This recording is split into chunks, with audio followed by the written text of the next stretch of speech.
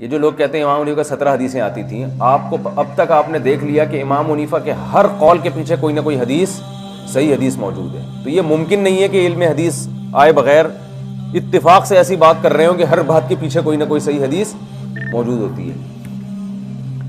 اچھا میرے بھائی، اور یہ وہ دور ہے امام بخاری کے والد بھی پیدا نہیں ہوئے تھے، یعنی محدثین سے بہت پہلے کا دور ہے۔ تو اس وقت تو احادیث شائع تھیں اور سینہ بسینہ احادیث چلتی تھیں۔ اس وقت جو حدیث کا علم تھا وہ بعد والے علم سے زیادہ مضبوط تھا، سند کو پہچاننا بہت آسان تھا، 2-3 واسطوں سے نبی کے سے جا کے سندیں مل جایا کرتی تھیں۔ اس پر لوگ اشکال کرتے ہیں کہ امام حنیفہ سے حدیثیں کیوں منقول نہیں ہیں امام اور فلاں امام سے۔ تو یہ خوب سمجھ لیں کہ امام بخاری، امام مسلم نے احادیث جو نقل کی ہیں ان میں یہ نہیں کہا کہ جتنی سندوں سے جتنی حدیثیں ہیں وہ ساری نقل کرنی ہیں۔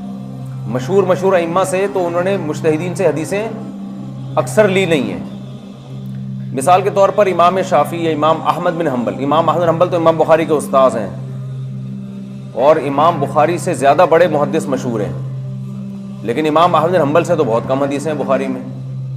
ایسے ائمہ سے زیادہ ہیں جو حدیث میں زیادہ مشہور نہیں ہیں۔ تو کسی سے حدیث نقل نہ ہونا اس کی علامت نہیں ہے کہ اس کے پاس حدیثوں کا علم نہیں تھا۔ اس کی سب سے بڑی دلیل یہ ہے کہ حضرت ابو بکر سے حدیثیں کم منقول ہیں، حضرت ابو ہریرہ سے زیادہ ہیں، حالانکہ علم ابو بکر کا مقام حضرت ابو ہریرہ سے کئی گنا زیادہ۔ علم سے مراد علم حدیث میں، سمجھتے ہو، بعض صحابہ ایسے ہیں جن سے بہت ہی کم حدیثیں منقول ہیں لیکن وہ صحابہ میں بڑے مفتی مشہور تھے۔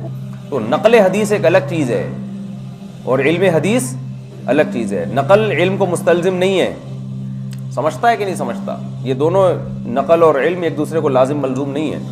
تو یہ لوگ بھی بہت فضول قسم کا اعتراض کرتے ہیں امام حنیفہ سے کتنی حدیثیں منقول ہیں، تو ایک بھی منقول نہ ہو، سمجھتے ہو، اس سے کوئی فرق نہیں پڑتا۔